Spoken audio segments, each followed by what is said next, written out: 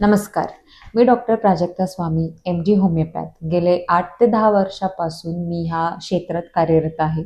Psoriasis, varicose व्हेन्स, PCOD आणि असे बरेच आजार without any side effects, without any pain killer, स्टिरॉइड्सने बरे केलेले आहेत. आणि आज आपण डिस्कस करणार आहोत खूप कॉमन आजार म्हणजे व्हेरिकोज व्हेन्स. सो तुम्हालाही जाणून घ्यायचं असेल की व्हेरिकोज व्हेन्स म्हणजे काय, का होतो, त्याचे लक्षणं काय आणि त्याचे ट्रीटमेंट काय, तर व्हिडिओ शेवटपर्यंत नक्की बघा.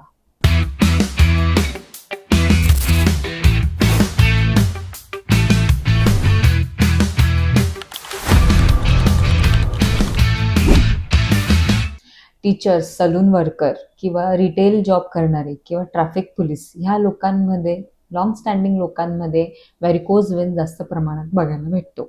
उदाहरण देते, टीचर्स एका पिरियडसाठी 5 ते 6 तास किंवा त्याहून जास्त वेळ उभे राहतात किंवा सलॉन वर्कर एकाच वेळेस त्या बऱ्याच वेळेस किंवा बऱ्याच तासांसाठी उभे राहतात. ट्रॅफिक पोलीस पूर्ण दिवस उभे राहतात. दिवस संपल्यावर काय होतं ना, पाय जड होतात, पायात गोळी येतात, पाय सुजतात आणि आपण याकडे काय करतो, काहीतरी मलम लावून, तेल लावून किंवा गरम पाण्यात शेक देऊन ते तेवढ्यापुरतं तुम्हाला बरं वाटतं आणि मग आपण त्याच्याकडे दुर्लक्ष करतो.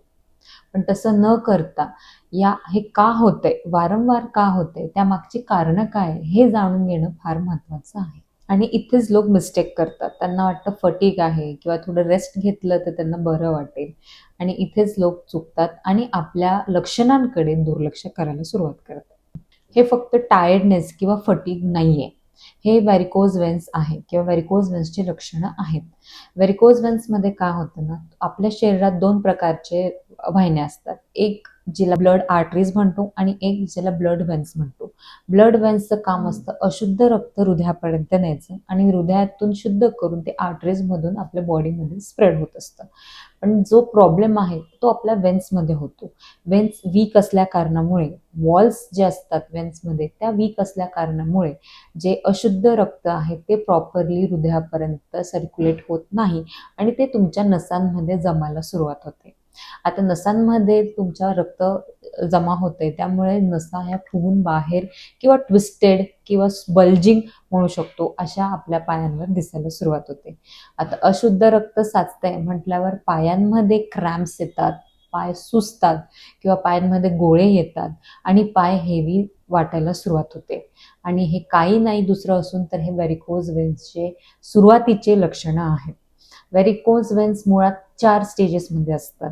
फर्स्ट म्हणजे स्पायडर व्हेन्स, सेकंड म्हणजे व्हेरिकोज व्हेन्स ज्याला बल्जिंग ऑफ व्हेन्स म्हणू शकतो, थर्डमध्ये DVT आणि फोर्थ म्हणजे व्हेरिकोज अल्सरेशन्स. पहिली स्टेज म्हणजे स्पायडर व्हेन्स. स्पायडर व्हेन्स हे 90 ते 95% लोकांमध्ये कॉमन असतात.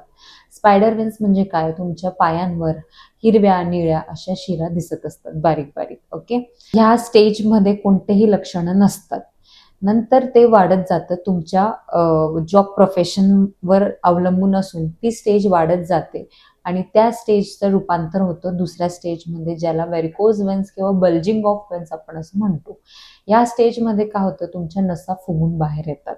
हे का होतं की तुमचं जे व्हेन्समधले वॉल्स आहेत ज्याच्यामध्ये फायब्रिन इलास्टिन नावाचं प्रोटीन असतं ते लूज व्हायला लागतं किंवा ते बाहेर पडायला लागतं आणि त्याच्यामुळे वॉल्स ज्या आहेत त्या वीक होतात आणि जे ब्लड सर्क्युलेशनची सिस्टीम आहे ती रप्चर होते किंवा त्याच्यावर हॅम्पर होऊन रक्त पुरवठा जो आहे तो त्याच नसांमध्ये साचायला सुरुवात होतो आणि ह्या कारणामुळे नसा फुगून बाहेर दिसायला लागतात आणि ऑब्व्हियसली अशुद्ध रक्त नसांमध्ये साचतंय म्हटल्यावर तुम्हाला काही ना काही लक्षणं जाणवायला सुरुवात होते.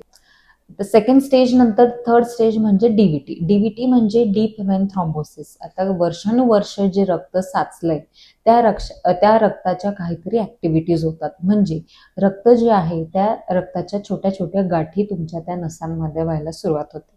त्या रक्ताच्या गाठी होत आहेत म्हटल्यावर पाय कडक होतो किंवा एकदम सुजायला सुरुवात होतो आणि पायाचा कलर वेगळा होतो, म्हणजे काळपट होतो किंवा एकदम डार्क लाल कलरचा व्हायला सुरुवात होते आणि पाय चालताना किंवा मांडी घालून बसणं अशक्य व्हायला सुरुवात होतं. लास्ट स्टेज म्हणजे व्हेरिकोज अल्सरेशन. आता ज्या वीक नसा आहेत त्यांच्यावर प्रेशर देऊन देऊन इतक्या वर्षापासून त्या ऑलमोस्ट ह्या स्टेजला आल्या आहेत की त्या बर्स्ट होतात किंवा फुटतात आणि आतमध्ये जे कलेक्शन आहे, रक्त, पाणी, पस ते बाहेर यायला सुरुवात होते आणि यालाच अल्सरेशन असं म्हणतात. आता हेच अल्सरेशन तुम्ही ट्रीटमेंट दिली नाही प्रॉपरली तर ते काय होतं, ॲम्प्युटेशन करावं लागतं. म्हणजे पाय कधी कधी कापावा सुद्धा लागतो, बिकॉज ते अल्सरेशन वेन्स थ्रू वाढत वाढत जातं. सो ह्या 4 स्टेज आहेत व्हेरिकोज वेन्सच्या. सिंपल भाषेत सांगायचं झालं तर व्हेरिकोज वेन्स म्हणजे वीक वेन्स, फॉल्टी वॉल्स आणि pulling in legs. Varicose veins हा फक्त कॉस्मेटिक इश्यू नाही, तर तुमच्या सर्क्युलेशन सिस्टीमचा प्रॉब्लेम आहे. व्हेरिकोज वेन्सचे फक्त 1 किंवा 2 कारणं नाही आहेत, त्याला भरपूर कारणं आहेत. जे कारणं म्हणजे फर्स्ट रिझन म्हणजे वीक वेन्स किंवा वीक वेन सिस्टीम. याच्यात काय होतं, काही लोकांमध्ये मुळातच तुमच्या ज्या वेन्स असतात त्या वीक असतात आणि त्याच्यामुळे त्यातलं जे प्रोटीन आहे, ज्याला आपण फायब्रिन किंवा एलॅस्टिन म्हणतो, ते बाहेर पडायला सुरुवात होते आणि त्याच्यामुळे वेन्सवर जो प्रेशर आहे वेन्स सहन करत नाही आणि म्हणून त्याच्यामध्ये रक्त साचायला सुरुवात होते. दुसरं रिझन आहे लॉंग स्टँडिंग जॉब. आता आपल्या डे टू डे लाईफमध्ये आपण प्रोफेशन असतात, आपण जे रोज बघतो की टीचर्स, नर्सेस किंवा सर्जन्स किंवा ट्रॅफिक पोलीस किंवा इत्यादी असे बरेच जॉब प्रोफेशन्स आहे. याच्यामुळे काय होतं, तुम्ही जेव्हा लॉंग स्टँडिंग आहेत तर पूर्णतः तुमचं जे प्रेशर आहे ते वेन्सवर पडतं आणि वेन्स नाजूक व्हायला सुरुवात होते आणि रक्तपुरवठा त्याच्यामध्ये ब्लॉक होतो. थर्ड रिझन आहे प्रेग्नन्सी. प्रेग्नन्सीत काय होतं, महिलांच्या गर्भाशयाचं जे प्रेशर आहे ते पूर्णतः पायावर असतं. महिलांच्या गर्भाशयाचं आणि स्वतःचा बॉडी वेट सुद्धा हे पायांवर असल्या कारणामुळे वेन्स आहेत त्या ज्या वीक होतात आणि रक्त साचायला सुरुवात होते. नंतरचं जे रिझन आहे ते म्हणजे ओबेसिटी किंवा ओव्हरवेट. ऑब्व्हियसली ओव्हरवेट असल्या कारणामुळे तुमचं बॉडी प्रेशर पूर्णच तुमच्या गुडघ्यांवर किंवा खालच्या पायावर अवलंबून असतं आणि त्याच्यामुळे वेन्स आहेत त्या वीक होतात, वॉल्स वीक होतात आणि रक्तपुरवठा त्या किंवा रक्त साचायला त्यामध्ये सुरुवात होते. आणि लास्ट रिझन हे कमी बघायला मिळतं, पण ते म्हणजे जेनेटिक किंवा फॅमिली हिस्ट्री, की ज्या पेशंटमध्ये कोणाच्या आईवडिलांना आहे किंवा मॅटर्नल किंवा पॅटर्नल साईडला आहे, तर काही चान्सेस असतात की त्या पेशंटमध्ये पण आपल्याला बघायला मिळतं. तर हे काही रिझन्स आहेत व्हेरिकोज वेन्सचे, की याच्यामुळे व्हेरिकोज वेन्स आता वाढू लागलंय किंवा तुम्हाला बघायला भेटतं. So basically genetics, pressure, hormonal imbalance किंवा lack of movement is equal to varicose veins. घरगुती उपायाने व्हेरिकोज वेन्स बरं होऊ शकत नाही, पण जे तुम्हाला लक्षणं आहेत, जे की क्रॅम्प्स येतात, डोळे येतात, पाय सुजतात, दुखतात, यावर तुम्ही काहीतरी घरगुती उपाय करून त्यांना कमी करण्यासाठी मदत करू शकतात. ते कोणते ते मी तुम्हाला सांगते. रोज झोपताना पाय इन्क्लाइन पोझिशनवर करून झोपणे, जेणेकरून ब्लड फ्लो हा उलट्या दिशेने होतो आणि सूज कमी होते आणि दुखापत त्यामुळे कमी होते. दुसरं पॉसिबल चान्सेस आहेत की तुम्ही थोडं वॉकिंग करणं. दिवसातून एकदा तरी वॉकिंग केलं पाहिजे. त्याच्यामुळे मूव्हमेंट होतात, वेन्स फ्री होतात आणि ब्लड सर्क्युलेशन थोडंफार प्रमाणात सुरू होतं.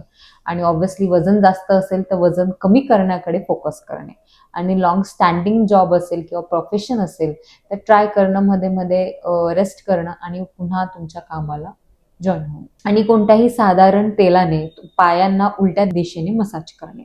हे काही घरगुती उपाय आहेत ज्याच्यामुळे तुमचे लक्षणं कमी होऊ शकतात. पण मी पुन्हा एकदा सांगते, व्हेरिकोज वेन्स बरा होत नाही घरगुती उपायाने.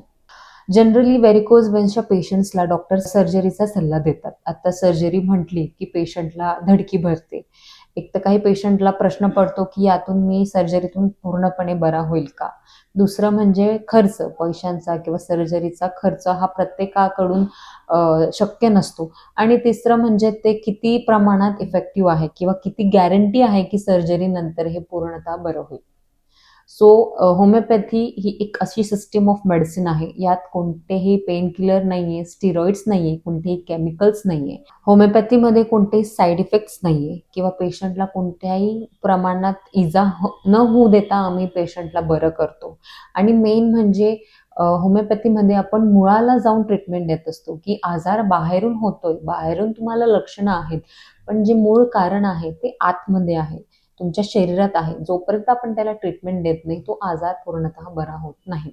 सो व्हेरिकोज वेन्समध्ये सुद्धा तसंच केलं जातं. तुमच्या ज्या वॉल्समध्ये किंवा वेन्समध्ये प्रॉब्लेम आहे, त्याला प्रॉपर ट्रीटमेंट देऊन व्हेरिकोज वेन्स हा मुळापासून ट्रीट केला जातो, जेणेकरून भविष्यात तुम्हाला हा त्रास कधीच होणार नाही. सो तुम्हालाही व्हेरिकोज वेन्सचा भयंकर त्रास आहे आणि डॉक्टरांनी सर्जरीचाच सल्ला दिला आहे आणि तुम्हाला विदाऊट सर्जरी किंवा विदाऊट एनी ॲलोपॅथी टॅबलेट्स बरं व्हायचं असेल तर आजच खाली दिलेल्या नंबरवर कॉल किंवा व्हॉट्सअप नक्की करा. थँक्यू. भेटूया पुढच्या व्हिडिओमध्ये लवकरच. सो चॅनलला सबस्क्राईब करा आणि स्टे ट्यून. थँक्यू.